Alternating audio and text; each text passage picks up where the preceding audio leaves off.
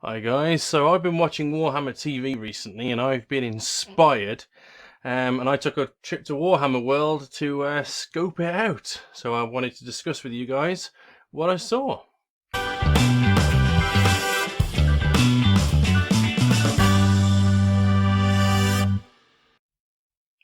Right then, so this is going to basically be a little bit of a studio update and a discussion of where I wanted to take things and that sort of thing. Hopefully it's not going to be too long, but I've taken a couple of pictures that I wanted to show you guys.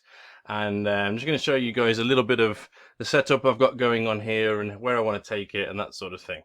So we'll start off with, so I've been watching Warhammer TV and they've got a hell of a setup there. I knew it was pretty impressive, but I wanted to see behind the scenes, and I knew they got it set up in the gaming hall, so I knew I'd be able to see it. So we took a trip down there. It was my birthday last Monday. I don't like to make a big deal of it, but I had some money because of that, and so we went up to Warhammer World. Went around the exhibition. By the way, I was skeptical about the exhibition.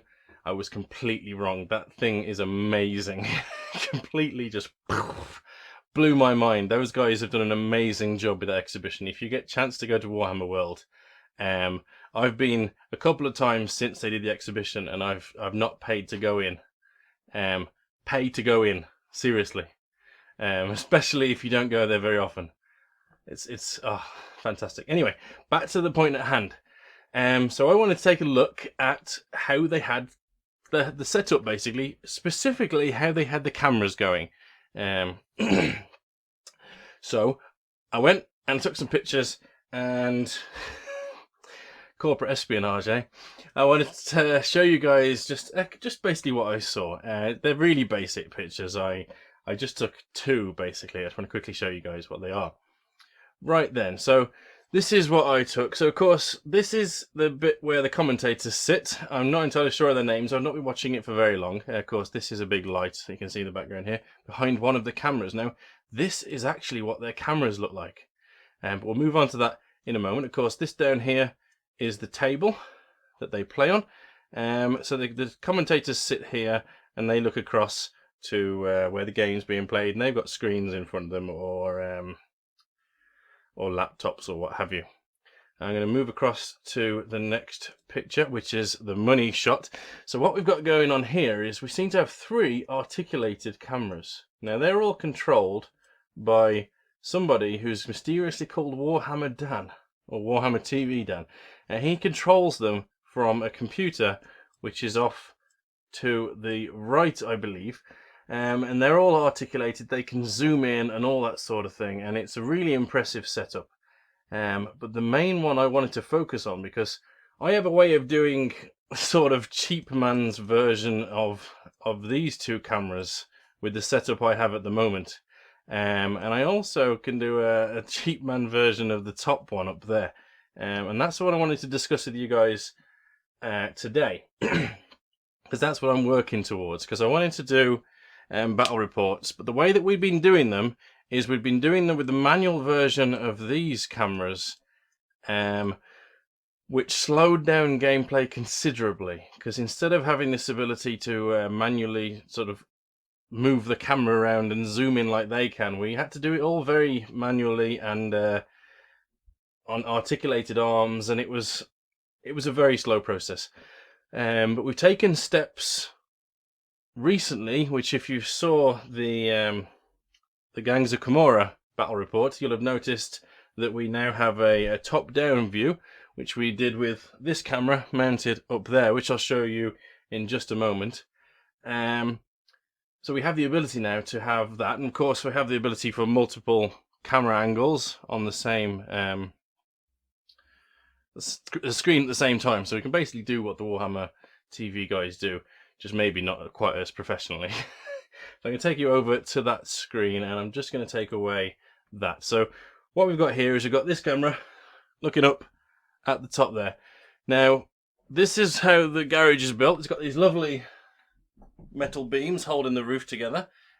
These are wood panels that are, or rather wood pieces of wood left over from doing the walls and the roofs, which I've got running across like that. And I've basically, it's perfect for doing rigging systems. Now I've got my microphone rigged up actually on the ceiling over here above my head, which is why I no longer have it mounted on the camera in front of me like I used to do. So that picks up my voice from above my head, just out of the shot of the camera. But I can mount all sorts of stuff up here. And actually the webcam was mounted right up there when we did the Gangs of Kimura shot. If I just tilt this down, of course it's right above where the table was. So that's how we got the shot, which was directly above where the game was. So that's how we're going to get the direct one from above.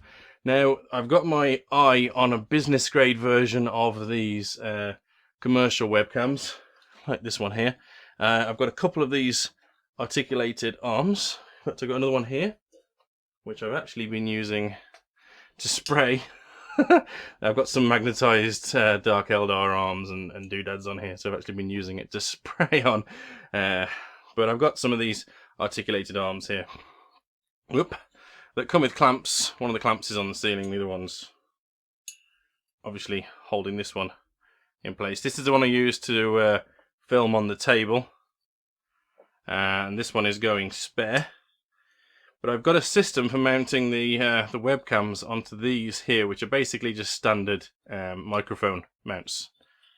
So that's how that works. And of course, with the springs and the tighteners, you can get these into all sorts of positions, and they stay where they are.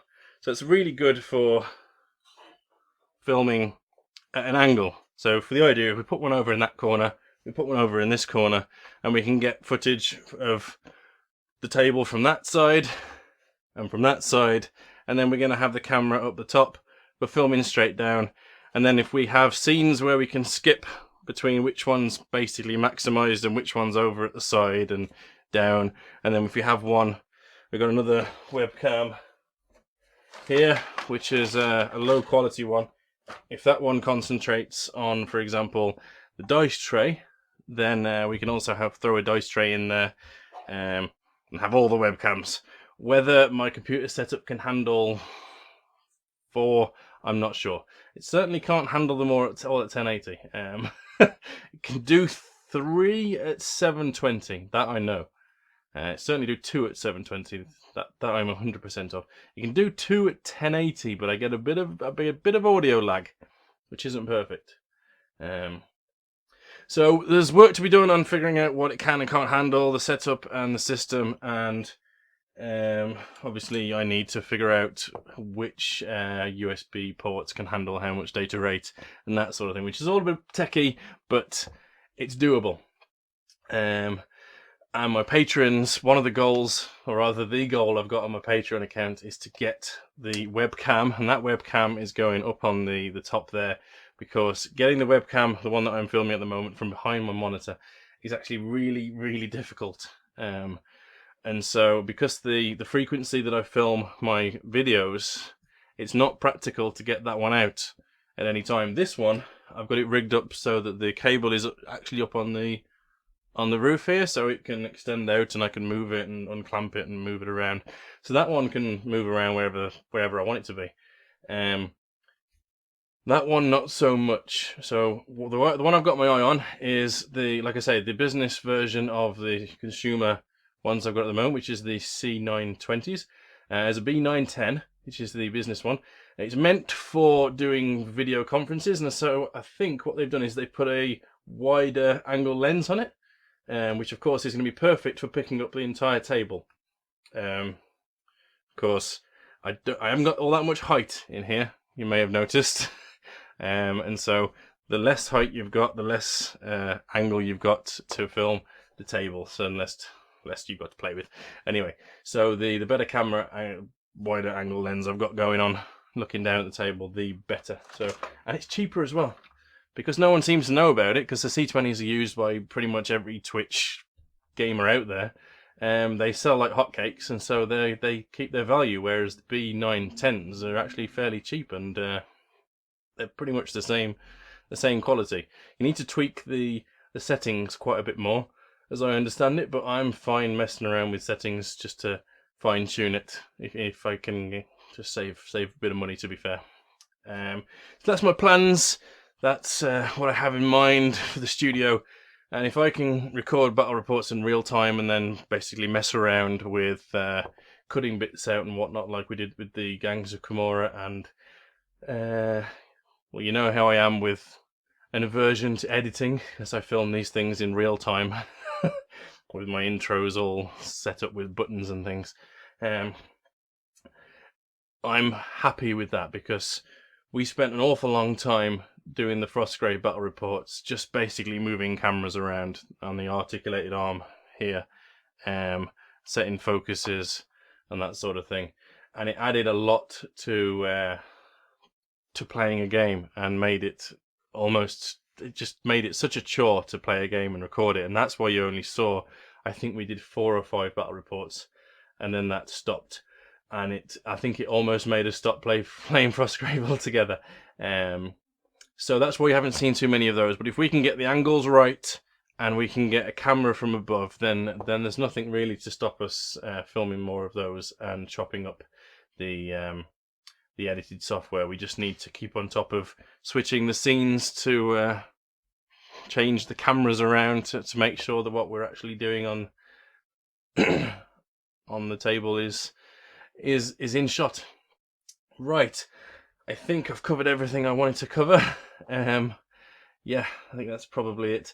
So I had a fantastic time at Warhammer World. Like I say, if you get to go there and you're not sure about whether you wanted to pay the £7.50 to go into the exhibition, you get my thumbs up in terms of it's worth the £7.50. Like I say, I was a complete skeptic. I've been there in the past couple of years since it was opened, the exhibition part, because I don't live too far away. And I've passed on going into the exhibition. So, yeah, don't be me, basically, I think is what I'm saying. Take your opportunity and go inside and check it out, because it's amazing. Right, yeah, thank you very much for watching. Keep up with me in between videos over here. And if you want to contribute to setting up this place to make better videos and keep the content flowing, you can head over to my Patreon over there. I've got rewards such as cheaper stencils, because of course I am setting up stencils. I make stencils for myself, and I will soon be making stencils for sale, hopefully. And so that will be one of the rewards on the Patreon account. So yeah, so that's something that you can expect to get from that. And of course, if you just want to throw a couple of dollars my way for helping out with keeping the lights on in this place, that'd be very much appreciated. Right then, yeah, thank you very much for watching. I've rambled on far too long. Hopefully I'll see you in the next one. Stay well, guys.